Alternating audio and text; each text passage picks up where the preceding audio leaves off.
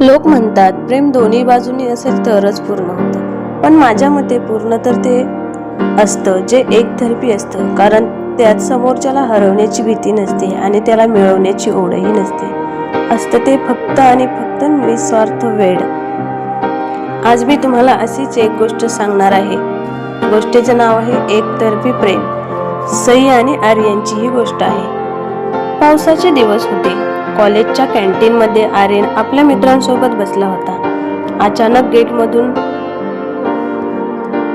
गेटमधून सईची एंट्री झाली. पांढरा कुर्ता, विखुरलेले ओले केस आणि हातातल्या काचेच्या बांगड्यांचा तो आवाज. आर्यनच्या हातातील चहाचा कप तसाच राहिला. त्या क्षणी बॅकग्राऊंडला जणू एखादं सॅड रोमॅन्टिक म्युझिक वाजू लागलं. आर्यनला समजलं होतं की हा प्रवास सोपा नसणार. आर्यनने रियाशी मैत्री केली. तो तिची सावली बनला. तिला नोट्स हवे असतील, तिला घरी सोडायचं असेल किंवा तिचा मूड खराब असेल तर तिला हसवायचं असेल, आर्यन नेहमी तिच्या सोबत असायचा. सई त्याला म्हणायची, आर्यन तू माझ्यासाठी खूप खास आहेस.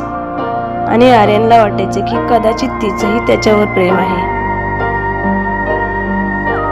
नंतर एके दिवशी त्यांच्या कॉलेजमध्ये गॅदरिंग असते. त्या कॉलेजच्या गॅदरिंगची रात्र होती. आर्यनने ठरवलं होते की आज तो स्टेजवर गिटार वाजवत गाणं गाणार आणि गाणं संपल्यावर सर्वांसमोर तिला प्रपोज करणार. त्याने खूप प्रॅक्टिस केली होती. स्टेजवर लाईट्स पडले. आर्यनने गाणं सुरू केलं, तुझ्या विना जगणे अधुरे. गाणं ऐकताना सईच्या डोळ्यात पाणी होतं. आर्यनला वाटलं की हे प्रेमाचे अश्रू आहेत. गाणं संपलं. टाळ्यांचा कडकडाट झाला. आर्यन माईक हातात घेऊन खाली उतरला आणि सईजवळ गेला. आर्यन गुडघ्यावर बसणार इतक्यात गर्दीतून एक मुलगा धावत आला आणि त्याने रियाला घट्ट मिठी मारली.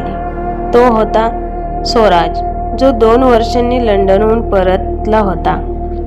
सई आनंदाने ओरडली, आर्यन बघ हा माझा मंगेतर. स्वराज, आम्ही लहानपणापासूनच एकमेकांवर प्रेम करतो. आज तो सरप्राईज द्यायला आलाय. सगळ्या जगासमोर आर्यनचा चेहरा सिरियस झाला. त्याच्या हातातला तो गुलाबाचा गुच्छ त्याने हळूच मागे लपवला. विराजने आर्यनचा हात हातात घेतला आणि म्हणाला, थँक्यू यार, तू सईची खूप काळजी घेतली आहेस. आर्यन हसतो आणि त्याला म्हणतो, अरे त्यात काय मोठं, मित्रांचं कर्तव्यच असतं ते. पाऊस जोरात सुरू झाला. सई आणि स्वराज एकाच छत्रीखाली निघून गेले.